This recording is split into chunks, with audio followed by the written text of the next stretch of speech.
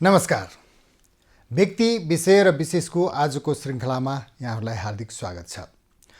आदरणीय दर्शकवृन्द, आज हामी डाक्टर सुरेन्द्र भण्डारीसँग कुराकानी गर्छौँ।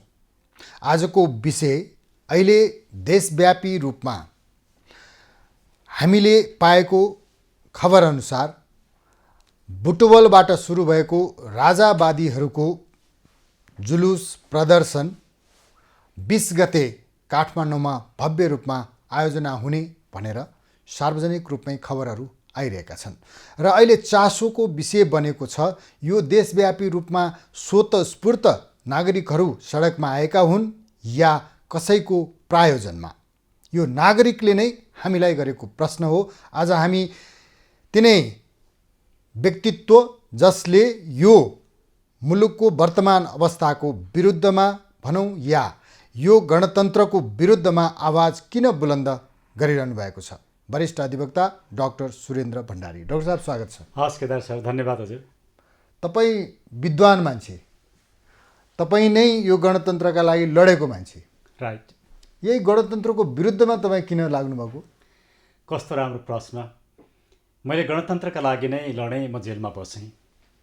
तर अहिले किन गणतन्त्रको विरोध गर्नु पर्यो भने गणतन्त्र मुलुकको एउटा ठुलो राजनैतिक प्रश्न हो। यो मुलुकमा 3टा महत्त्वपूर्ण राजनैतिक प्रश्नहरू अनिर्णित रहे। त्यो विषयमा नागरिकहरूले आफ्नो मत दिन पाएनन् र मुलुकका महत्त्वपूर्ण राजनैतिक प्रश्नहरू चाहिँ केही व्यक्तिहरू या केही नेताहरू कोठामा बसेर निर्णय गर्ने विषय होइनन्। मैले ती 3टा प्रश्न भनेको, पहिलो, गणतन्त्र मुलुकलाई चाहिन्छ कि राज संस्था चाहिन्छ भन्ने विषयमा कहिले पनि पिपुलको मत लिएर निर्णय गरिएन। त्यसैले यो अनिर्णित रह्यो। दोस्रो, नेपाललाई सङ्घीयता चाहिन्छ कि चाहिँदैन? सङ्घीयता सैद्धान्तिक रूपमा राम्रो कुरा हो, तर नेपालको परिवेशमा सङ्घीयता ठिक छ कि छैन, नागरिकहरूले चाहन्छन् कि चाहँदैनन् भनेर त्यो विषयमा नागरिकको मत लिएन। दोस्रो। तेस्रो, धर्मनिरपेक्षता यो मुलुकको आवश्यकता हो कि होइन, पिपुलले के भन्छन्, पिपुलको मत लिएन। त्यसरी यी 3टा विषय चाहिँ एकातिर अनिर्णित रहे राजनीतिक रूपमा भने दोस्रोतिर हामीले गणतन्त्रको मुख्य उद्देश्य नै के हो भने हेड अफ द स्टेटले पिपुलको प्रतिनिधित्व गर्छन् र सम्पूर्ण पिपुलको आस्थाको केन्द्र हेड अफ द स्टेट बन्छन् भन्ने गणतन्त्रको आशय हो। किनकि एउटा परिवार, एउटा व्यक्ति या एउटा लेगेसीलाई मात्रै राख्दाखेरि पिपुलको प्रतिनिधित्व हुँदैन भन्ने नै गणतन्त्रको लागि सबैभन्दा महत्त्वपूर्ण तर्क हो।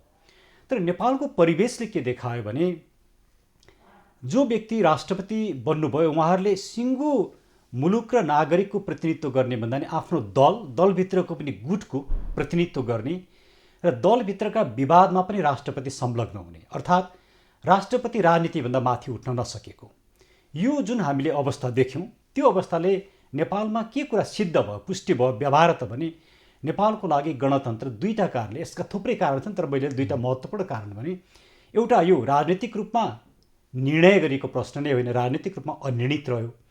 दोस्रो, राष्ट्रपतिको जुन भूमिका हामीले अपेक्षा गरेका थियौँ, संविधानले या समाजले अपेक्षा गरेको भूमिका भएन। राष्ट्रपति दलीय आधारमा नै राष्ट्रपतिको काम कारबाही देखिएर दलभन्दा माथि, राजनीतिभन्दा माथि हेड अफ द स्टेट हुन सकेन। र हाम्रो जस्तो जियो पोलिटिक्स भएको मुलुकमा हेड अफ द स्टेट चाहिँ राजनीतिभन्दा माथि हुनुपर्छ। त्यही त, राजनीतिभन्दा माथि हुनुपर्छ, त्यो सर्वस्वीकार्य कुरो हो। राजनीतिक दलहरूले पनि त्यही नै अपेक्षा गरेर यो गणतन्त्रको वकालत गरेका, गणतन्त्र प्राप्त गरेका हुन्। त्यो कुरामा दुईमत छैन। तर गणतन्त्रको विकल्प फेरि पुरानै राज संस्था हुने अनि त्यो सर्वस्वीकार्य फेरि हुने भन्ने सम्भावना त नहोला र यो गणतन्त्रकै विकल्प राज संस्था भन्ने कुरा पनि त स्वीकार्य नहोला नि त। कस्तो राम्रो प्रश्न राखिदिनु हो केदार सर, धन्यवाद। पहिला कुरा त हामीले के बुझ्न जरुरी छ भने हामीले जुन राज संस्थाको कुरा गरिरहेछौँ, जुन विचार हामीले अगाडि ल्याएका छौँ, जुन दस्तावेजहरू अगाडि सारेका छौँ, त्यसले राजावादीको पनि कुरा गर्दैन, राजाको वाद हुँदैन, राजाको पोलिटिकल आइडियोलोजी हुँदैन। जब राजाले पोलिटिकल आइडियोलोजी राख्छन् तब राजाले पोलिटिकल पार्टी गठन गर्नुपर्छ, उनी राजा हुँदैनन्। त्यसैले हामीले राजावादको कुरा गर्दैनौँ। तर यहाँले भन्नु होला तपाईँको नारा त राजावादको लागेको छ नि, राजावादी भनेर लागेको छ नि। त्यही नै छ। समाजमा नागरिकहरूले जुन नारा लगाएका छन् त्यो एउटा सिम्बोलिक हो, यो कुनै एउटा पोलिटिकल आइडियोलोजी होइन। त्यसैले मैले यहाँको कार्यक्रम मार्फत सम्पूर्ण नेपाली नागरिक दाजुभाइ दिदीबहिनीलाई भन्नुपर्ने कुरा के हो भने हामी राजासँग कुनै एउटा वाद हुनुपर्छ भन्ने कुरा विश्वास गर्दैनौँ। राजाको पोलिटिकल आइडियोलोजी हुँदैन। राजा स्वयं पनि यो कुरामा विश्वास गरिरहेको छैन। त्यसैले राजाको वाद हुँदैन। पहिला कुरा हामीले राजावादको कुरा गरेका होइनौँ। एउटा दोस्रो, राजतन्त्र भनेको चाहिँ के हो भने यसले पोलिटिकल पावर एक्सर्साइज गरेर आफू शासन गर्ने प्रयास सधैँ गरिराखेको हुन्छ र विगतमा नेपालमा भएको राजाले पोलिटिकल पावर एक्सर्साइज गरेर शासन गरेको कारणले गर्दाखेरि नै राज संस्था जानुका थुप्रै कारणहरूमध्ये एउटा कारण यो बन्यो। हामीले खोजेको राज संस्था कस्तो हो भने राजतन्त्र पनि होइन, राजावादी पनि राज संस्था हो।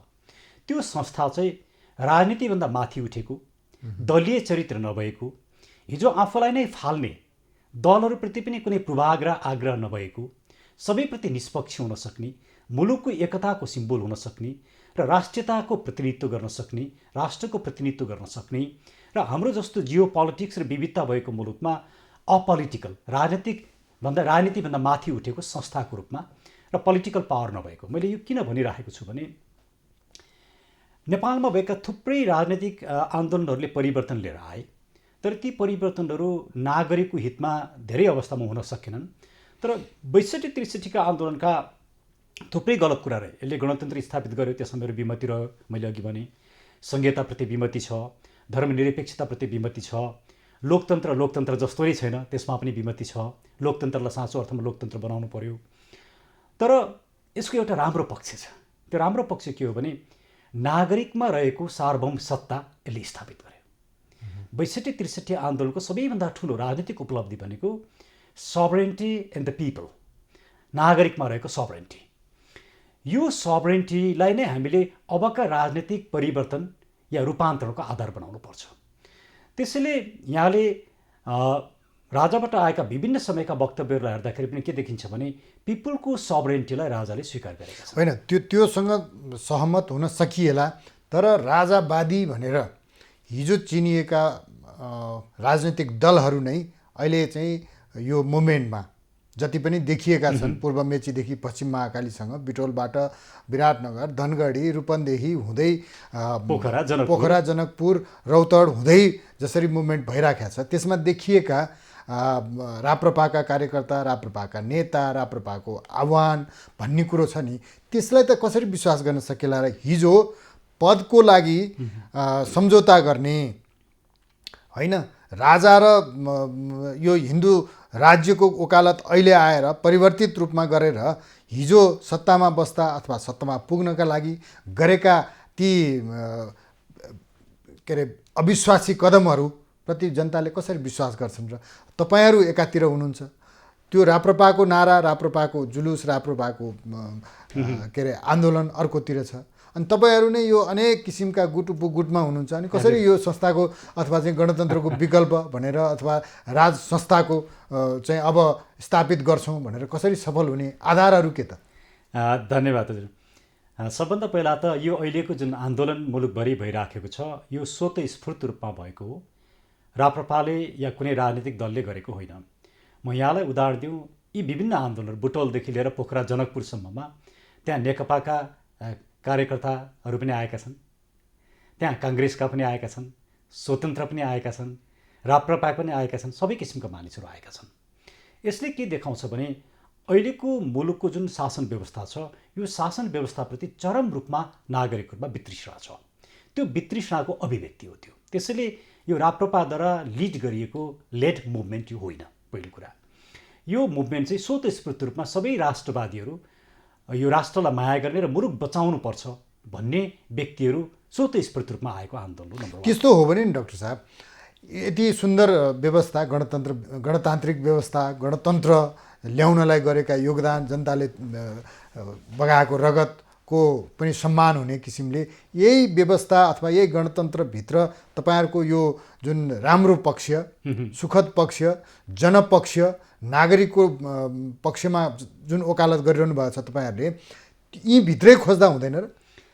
राम्रो प्रश्न हो। हामीले यो धेरै प्रयास गऱ्यौँ। हामीले सबभन्दा पहिला बुझ्नुपर्ने कुरा के छ भने जब सिस्टम समस्या हुन्छ, सरकार समस्या हुन्छ या समस्याको स्रोत चाहिँ सिस्टम र सरकार बन्छ, तब त्यसको अन्त्य जरुरी हुन्छ। अहिलेका 3टा मुलुकका मूलभूत समस्याहरू थुप्रै समस्या छन्, तर मैले फन्डामेन्टल प्रब्लम्स, मूलभूत समस्या 3टा। एउटा भ्रष्टाचारको जघन्य डेप्थमा यसलाई पेन्डेमिक बनाउने काम चाहिँ अहिलेकै व्यवस्था र सरकारले गर्यो। हामीले ट्रान्सपेरेन्सी इन्टरनेसनलको इन्डेक्स भर्खरै हिजो मात्रै सार्वजनिक भएको छ। दोस्रो, राष्ट्रियतामाथि सधैँ प्रहार भयो। त्यो विभिन्न किसिमले, त्यो भूमि बचाउने क्रममा होस्, त्यो लिपुलेक कालापानी लिम्पियाधुराको इस्यु होस्, त्यो होली वाइनको इस्यु होस्, त्यो हाम्रो धर्म संस्कृति परम्परा मास्ने कुरा हुन्, यी सबै कुराले राष्ट्रियता एकदमै कमजोर बन्यो। या on top of that international कम्युनिटीको नजरमा आज नेपालको फरेन पोलिसी र इन्टरनेसनल कम्युनिटीले हेर्ने दृष्टिकोण पनि एकदमै तल झरेको र कमजोर भएको अवस्था छ। त्यसले राष्ट्रियता कमजोर बनायो। र तेस्रो, राजनीति व्यापार भयो। जुन बेला हामी विद्यार्थी थियौँ, यहाँ पनि विद्यार्थी, म पनि, हामी विद्यार्थी कालदेखि सँगै अगाडि बढेका मानिसहरू हौँ। हामीले जुन बेला विद्यार्थी कालमा हामीले उठाएका कुरा, हामीले बोकेका कुरा के हुन् भने राजनीति चाहिँ सेवा हुनुपर्छ। सबैले आज स्वीकार गरेको कुरा यो। तर हिजो हामीसँग राजनीति गर्ने मान्छेहरू आज जो सत्तामा छन्, उहाँहरू आज अरबपति र खरबपति बन्नु भएको छ। जुन बेला चप्पल लाउन उहाँहरू सक्नुहुन्न थियो। यो कसरी भन्ने राजनीति व्यापार भयो। त्यसले यो 3टा समस्याको स्रोत को हामीले हेर्नुपर्छ। त्यो चाहिँ अहिलेको गणतन्त्र र अहिलेको सरकार हो। त्यो नै यो गणतन्त्रभित्रैबाट सुधार गर्न सक्ने सम्भावना हुँदैन। किन भएन भने, म दक्षिण कोरियाको उदाहरण दिउँ। दक्षिण कोरियाको सिटिङ राष्ट्रपतिले आफ्नो साथीले गरेको भ्रष्टाचारमा सहयोग गरिन् भनेर उनकै महान्यायाधिवक्ताले मुद्दा चलाएर 25 वर्ष जेलमा राखे। सिस्टम ठिक भएपछि यसरी सिस्टमले गलत व्यक्तिहरूलाई काम कारबाही गर्न सक्छ। यहाँनिर प्रधानमन्त्री स्वयं आफै भ्रष्टाचारीहरूलाई संरक्षण गर्नुहुन्छ। प्रधानमन्त्री स्वयंकै सम्पत्ति कति छ आज छानबिन गर्नुपर्ने अवस्था छ। सबै नेताहरूको, उहाँहरूको कहाँबाट आयो? उहाँहरूको कुनै व्यवसाय छैन, उहाँहरू कुनै पेसागत मान्छे होइन, जीवनभर राजनीति गर्नुभएको छ, तर उहाँहरू अरबपति हुनुहुन्छ। त्यसैले अहिले मुलुक आज एकदमै ठुलो क्राइसिसमा छ। त्यो क्राइसिस भनेको भ्रष्टाचार चाहिँ एउटा साबुन 170 रुपियाँ पर्ने साबुनलाई 3780 रुपियाँको बिल बनाइयो। यो घटना बाहिर आउन साथ, यस्ता घटना त कति होला नि, मिडियाले थोरै थाहा पाएर थोरै मात्रै बाहिर ल्याएको छ। यस्तो घटना बाहिर आउन साथ सम्पूर्ण नागरिकहरू जुरुक्कै उठेर यो शासन व्यवस्थालाई फाल्नु पर्थ्यो। यदि यही घटना फ्रान्समा हुन्थ्यो भने त्यहाँ शासन व्यवस्था चेन्ज भइसक्यो हुन्थ्यो। किनकि 1 पैसा दुधमा बढ्दाखेरि त्यहाँ कत्रो आन्दोलन। होइन, शासन व्यवस्था चेन्ज गर्ने अथवा परिवर्तन गर्ने भन्ने कुरा त नागरिकबाट हुने कुरा, नागरिकको निर्णायक आन्दोलनले गर्ने कुरा हुन्। त्यो हामीले पटक पटक भोगेका छौँ। तर नागरिक नै पनि त अहिले त्यसरी यो व्यवस्थाकै विरुद्ध उठेको भन्ने कुरा त मान्न सकेला र? एकदमै मान्न सकिन्छ। किनभने हामीले अहिले जुन मुलुकभरि विभिन्न किसिमका आन्दोलनहरू भइरहेछन्, त्यसमा जुन स्वतःस्फूर्त रूपमा नागरिकहरूको अभिव्यक्ति आएको छ। र यहाँ जहाँसुकै जानुहोस्, मुलुकका विभिन्न ठाउँमा, गाउँमा जानुहोस्, अहिले मानिसहरूको एउटै भनाइ के छ भने यिनीहरू जसलाई हामीले भोट दियौँ, आफ्नो मत दियौँ, यिनीहरू सबै हिजोका शासक राजाभन्दा पनि ठुला राजा हुन थाले। यिनीहरू सबै भ्रष्टाचारी भइसके। यिनीहरूलाई मुलुकको माया रहेन रहेछ। यिनीहरूलाई आफूलाई कमाउन पाए पुग्दो रहेछ। राजनीतिलाई तहस नहस पारे। त्यसैले अब हामीलाई यी हजारौँवटा राजाभन्दा एउटा राजा ठिक छ, अहिलेको मानिसको भनाइ यो हो। किनकि म भर्खरै हिजो मात्रै म विभिन्न ठाउँमा पुगेर आएको छु। मैले पिपुलको मत सर्वेक्षण गरेको छु, बुझेको छु, कुरा गरेको छु। मैले मात्रै नभएर थुप्रै साथीहरूले गर्नुभएको छ। त्यसैले हामीले यो कन्टेक्स्टमा मङ्सिर 20 गते माइतीघर मण्डलमा 11 बजे हामीले कार्यक्रमको आयोजना गरेका छौँ। हामी त्यहाँ अब हुने नागरिक आन्दोलनको हामी घोषणा गर्छौँ। सम्पूर्ण कार्यक्रमहरू सार्वजनिक गर्छौँ। र यो सिस्टम र यो इलेक्टेड गभर्मेन्ट पनि यो मुलुकको हितमा भएन। यसले भ्रष्टाचारलाई संस्थागत गर्यो र राजनीतिलाई व्यापार बनायो। त्यसैले यसको समूल रूपमा परिवर्तन जरुरी छ, अन्त्य जरुरी छ भन्ने हामी कार्यक्रमहरू अगाडि ल्याउँदैछौँ। त्यसले हाम्रो कार्यक्रम भनेको हामी 2 जना 4 जना 10 जना 20 जना या 2-4 सयले गर्ने कार्यक्रम होइन। सबै नागरिकहरूको अहिलेको जुन स्वतःस्फूर्त एउटा भावना जुन आइराखेको छ, यो मुलुकमा परिवर्तन चाहिन्छ भन्ने, त्यो भावनाको प्रतीक हो। यसर्थ आज नागरिकहरू कसैले तर परिवर्तन, डाक्टर साहब मैले रोकेँ, प्लिज क्षमा प्रार्थी छु। परिवर्तन गरिसकेपछि र परिवर्तन पछिको परिणाम त नागरिकको पक्षमा हुनुपर्छ, त्यसमा दुई मत छैन। राइट। त्यो नागरिकको पक्षमा हुन्छ अथवा चाहिँ अहिलेका शासकहरूले अथवा सत्तामा बसेकाहरूले, राजनीतिक दलहरूले धन सम्पत्ति कमाएर कुबेर बने, अब हामीले पनि त्यो बाटोमा जानुपर्छ, हामी पनि अब कुबेर हुनुपर्छ भन्ने ख्वाब हो कि? एकदमै राम्रो प्रश्न राखिदिनु भयो। सबभन्दा पहिला मैले के भनिरहेको छु नि, म आन्दोलनमा सहभागी हुन्छु, फ्रन्ट लाइनमा उभिन्छु, यसको नेतृत्व गर्छु, तर म सत्तामा जान्न, सरकारमा जान्न। मैले पटक पटक भनेको छु, मैले सत्ताको लागि गरिरहेको छैन। कसैले भनिरह होलान् कि यत्रो आन्दोलन भइरहेछ, कहाँबाट पैसा आछ? हामी पेसागत मान्छौँ, यो थोरै पैसामा आन्दोलन भइरहेछ। मूलत बालकृष्णजी र म हामी दुईजनाले गोजीबाट पैसा निकालिरहेछौँ, यो धेरै ठुलो पैसा निकाल्नु पर्दैन। अर्को कुरा चाहिँ हामीले के गर्छौँ भन्ने कुरा प्रष्ट रूपमा हामीले भनेका छौँ। पहिला हामी नागरिक आयोग गठन गर्छौँ, अर्थात् यो परिवर्तन पछाडि आउने सरकार भनेको चाहिँ केही समयको लागि हो, अनइलेक्टेड गभर्मेन्ट नै हुन्छ, नागरिकहरूको सरकार हुन्छ, किनकि तत्काल निर्वाचनमा जान सकिँदैन। त्यसैले त्यो सरकार, नागरिक सरकारले केही समयसम्म काम गर्छ र त्यो नागरिक सरकारले के गर्छ भन्ने कुरा हामीले प्रष्ट भनेका छौँ। पहिलो, यसले नागरिक आयोग गठन गर्छ। त्यो नागरिक आयोगले पञ्चायत कालदेखि आजसम्म सत्तामा बस्ने राजनीतिज्ञ र हाई लेभलका ब्युरोक्रेट्स सबैको सम्पत्तिको छानबिन गर्छ। त्यो निष्पक्ष हुन्छ, पावरफुल हुन्छ र समाजले पत्याएका व्यक्तिहरू त्यसमा रहन्छन्। को व्यक्ति रहने हामी व्यापक छलफल गर्छौँ र यो परिवर्तन पछाडि नागरिक सरकारमा बस्ने व्यक्तिहरूबाट यो छानबिन सुरु हुन्छ। पञ्चायतका हिजोका व्यक्ति कि आजका व्यक्तिबाट सुरु हुन्छ, तर त्यहाँसम्म पुग्छ। त्यो अनुहारहरू देख्नु भएको छ, छनौट गर्नु भएको छ? त्यो त आन्दोलनले आफ्नो नेता जन्माउँछ। मुभमेन्टलाई जसले लिड गर्छ उसले नै भोलि सरकार लिड गर्छ। अनि त्यही विश्वसनीयता चाहिँ जनतामा भएन। हिजो पनि त जनताले साथ दिएको हो नि त मुभमेन्टलाई। त्यत्रो 240 वर्षको राज संस्था फाल्नलाई पनि त जनताहरू सडकमा आए, गणतन्त्र ल्याए भन्ने जुन कुरा छ नि, त्योभन्दा अब अहिले चाहिँ जनताले अब यो व्यवस्था फालेर अहिले भएका राजनीतिक दल, त्यसको नेतृत्व गर्ने नेताहरूको अनुहारलाई चाहिँ बिर्सिएर नयाँ अनुहार निकाल्ने त यही समाजबाट, यही सोसाइटीबाट होला नि त। खोइ त देखिनु पर्यो नि, होइन र? एउटा कस्तो हो भने सत्तामा बसेको मन्त्री, प्रधानमन्त्री भएको व्यक्तिको अनुहार खोजेर परिवर्तन हुँदैन। जहिले पनि परिवर्तन, नयाँ परिवर्तनका लागि नयाँ व्यक्तिहरू आउँछन्। त्यो दुनियाँको इतिहासले, दुनियाँको रेभुलेसनले यही कुरा देखाएको छ। त्यो परिवर्तन भनेको मान्छेको अनुहारले नै एजेन्डाले हुन्छ। त्यसैले हामीले जुन एजेन्डा राखेका छौँ त्यो एजेन्डा नै परिवर्तनलाई विश्वास दिलाउने आधार हो। हामीले के भन्यौँ भने एक नागरिक आयोग गठन गर्नुपर्छ, यसले मात्रै भ्रष्टाचारको अन्त्य हुन्छ। त्यो एजेन्डा आज करिबन स्थापित छ। त्यसैले यो एजेन्डाले नै नेतृत्व दिने हो एक। दोस्रो, हामीले के भन्यौँ भने निर्वाचन प्रणालीमा आमूल रूपमा सुधार नगरिकन अहिलेको डेमोक्रेसी, यसलाई हामीले हाम्रो भाषामा नागरिकतन्त्र भन्छौँ, अहिलेको संविधानले लोकतन्त्र भन्छ, यो लोकतन्त्र जस्तै भएन। किनकि उम्मेदवारी किन्नुपर्ने, मतदाता किन्नुपर्ने, छलकपट गर्नुपर्ने, भोज भत्तेर गर्नुपर्ने, पैसा बाँड्नुपर्ने, यस्तो इलेक्सन सिस्टम बनेको चाहिँ अनडेमोक्रेटिक हो। विदेशमा बस्ने नेपाली नागरिक, विदेशी भइसकेका होइन, नेपाली नागरिकहरूले मत दिन नपाउने, लगभग यहाँ 92 लाखको मत खसेको छ, लगभग त्यति नै व्यक्तिहरू विदेशमा छन्, 80 लाख छन् भनेर भनिन्छ। भनेपछि यसरी गरिएको यो इलेक्सन डेमोक्रेटिक छैन, त्यसमा आमूल सुधार गर्नुपर्छ। त्यो आमूल सुधार गरेर मात्रै इलेक्सन हुन्छ। अब उम्मेदवार बन्नका लागि पैसा खर्च गर्ने होइन। तेस्रो, हामीले के भन्यौँ भने अबको प्रधानमन्त्री डिरेक्टली इलेक्टेड हुन्छ, पिपुलबाट इलेक्सन गरिनुपर्छ, प्रत्यक्ष प्रधानमन्त्री। सांसदहरूको सङ्ख्या सानो हुन्छ, 115 भित्र हुन्छ। सांसदहरू मन्त्री बन्न पाउँदैनन्। सांसद मन्त्री बन्न नपाउनु साथ इलेक्सनमा पैसा खर्च गर्ने कुरा बन्द हुन्छ, किनकि उसले पार्लिमेन्टेरियन भएर पैसा कमाउँदैन, मन्त्री भएर पैसा कमाउने हो। हामी त बाटै बन्द गरिदिन्छौँ। यो त सबै आदर्श जस्तो लाग्यो नि त। यो सम्भव, यो नगर्ने हो भने यो मुलुक बन्दै बन्दैन। समस्या के हो भने यो सत्ता र अहिलेको सरकारलाई परिवर्तन गर्ने मात्रै ठुलो कुरा होइन, त्यस पछाडि हामीले जुन एजेन्डा दिएको छौँ त्यो गर्ने चाहिँ ठुलो कुरा होइन। त्यो त सम्भावनाहरू हुन्छन्, प्रयास को चाहिँ एउटा आश गर्ने कुराहरू पनि हाम्रोमा हुन्छ। तर नागरिक समाज भन्नुभयो नि यहाँले, नागरिक समाजले नागरिकले गर्छन् भनेर भन्दा नि हामीले हिजोदेखिका नागरिक समाजका गतिविधि हेर्ने हो भने त्यो कहीँ न कतै केही न केही विषयमा स्वार्थी देखिएको छ, आफ्नो स्वार्थ लुकाएको छ त्यसले। र त्यो नागरिक समाज कस्ता कस्ता नागरिकको विरुद्धमा भएका क्रियाकलाप पनि चुप्प बसेको छ। त्यस्तो नागरिक समाजलाई कसरी नागरिक समाज भनेर विश्वास गर्ने? यहाँले बहुतै राम्रो प्रश्न राखिदिनु भयो।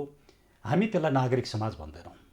कुनै राजनीतिक दलसँग टाँसिएको, सत्ता लोलुप बनेको नागरिक समाज होइन। नागरिक समाजले मुलुकका समस्यालाई सम्बोधन गर्नका लागि प्रोग्राम लिएर आउनुपर्छ, निष्पक्ष रूपमा उभिनुपर्छ र मुलुकका समस्याको सम्बोधन गर्ने कार्यक्रम लिएर आउनुपर्छ। त्यो हो नागरिक समाज। हामीले साँचो अर्थमा भन्दा नागरिक समाजलाई त्यस रूपमा बुझेका छौँ, त्यही रूपमा हाम्रा कार्यक्रमहरू आएका छन्। एउटा भने। दोस्रो कुरा, हामीले हेर्नुपर्ने कुरा के हो भने हिजो भएन भन्दैमा आज पनि हुँदैन होइन। त्यसो हो भने त डाक्टर साहबको यो भनाइसँग म आफै पनि असहमत राख्दै के प्रश्न यहाँसँग चाहन्छु भने अहिले नागरिक आन्दोलन गर्ने, सडकमा उत्रिने समय होइन जस्तो लाग्छ मलाई। यत्रो महामारी छ हैन, यो महामारी भने जोखिम हो, जनताको नागरिकको स्वास्थ्यसँग प्रत्यक्ष खेलवाड गर्ने कुरा हो। यस्तो बेलामा तपाईँहरू आन्दोलन गर्दै हुनुहुन्छ, त्यस्तो बेलामा जनताहरूलाई सडकमा आइजो भनेर आह्वान गर्दै हुनुहुन्छ, यो नागरिक पक्षमा हुन्छ? हामीले मास्क लगाएर आउनुहोस्, सेनिटाइजर बोकेर आउनुहोस्, सेनिटाइजर प्रयोग गर्नुहोस्, सोसल डिस्टेन्स मेन्टेन गर्नुहोस् भनेर भनेका छौँ, पहिलो कुरा। दोस्रो कुरा चाहिँ नेपालमा मात्रै दुनियाँमा विभिन्न ठाउँमा इलेक्सन भएका छन्, मुभमेन्टहरू भएका छन्, मानिसहरू सडकमा आएका छन् र नेपालमा पनि विभिन्न समयमा हामी सडकमा आइराखेका छौँ। यसले के देखाउँछ भने सडकमा आउने कुरालाई कमजोर बनाउनका लागि यो कोरोनाको महामारी र सङ्कटलाई तेर्स्याइनु हुँदैन। आफ्नो जीवन रक्षाको लागि सचेत र सावधान बन्नुपर्छ। कहीँ हिँड्नै नहुने, जाने नहुने भने उसमा त म पनि यहाँ आउनु हुँदैन थियो, हजुर पनि आउनु हुँदैन थियो, तर आफू सुरक्षित बन्नुपर्छ। समय यो राइट टाइम किन हो भने सरकारले नागरिकको स्वास्थ्यको जिम्मा लिन नसक्ने, संविधानले कोरोनाको उपचार निःशुल्क हुनुपर्छ, कुनै पनि पेन्डेमिक डिजिजको उपचार निःशुल्क हुनुपर्छ भन्ने व्यवस्था गरेको छ, त्यो सरकार नमान्ने, आफैले बनाएको कानुन सरकार नमान्ने, अदालतले दिएको निर्णय सरकार नमान्ने, अर्थात् संक्षेपमा नागरिकको जीवन र स्वास्थ्यको जिम्मा नलिने भनेपछि इलेक्टेड गभर्मेन्टले आफ्नो लेजिटिमेसी समाप्त पारिसक्यो। एक, त्यही कारणले नागरिकको जीवन रक्षाकै लागि पनि नागरिकहरू सडकमा आउनुपर्ने अवस्था छ। दोस्रो, 48 लाखमा किनेको गाडी बनाउँदा 58 लाखको बिल भरपाई गरिन्छ, योभन्दा भ्रष्टाचारको अर्को नमुना हुनै सक्दैन।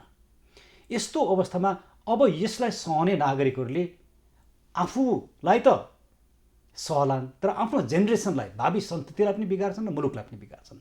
त्यसैले नेपालीहरूमा रहेको जुन एउटा अदम्य साहस छ, जुन बहादुरी छ, जुन एउटा निष्ठा छ, जुन डिग्निटी छ, अब त्यसलाई सडकमा ल्याएर शान्तिपूर्ण रूपमा र अहिंसात्मक रूपमा यो भ्रष्ट शासन व्यवस्थाको अन्त्यको लागि नागरिकहरू अब म जरुरी भएको छ। मेरो समय पनि समाप्त हुन लाग्यो डाक्टर साहब, म थोरै अन्तिममा तपाईँबाट के जान्न चाहेँ भने अहिलेको जति पनि यो व्यवस्था विरोधी अथवा चाहिँ व्यवस्था परिवर्तनका नाराहरू लागेका छन्, राजा आऊ देश बचाऊ भन्ने नारा लागेका छन्, सबै यी चाहिँ कहीँ कतैबाट प्रायोजित हुन् भन्ने आरोप छ।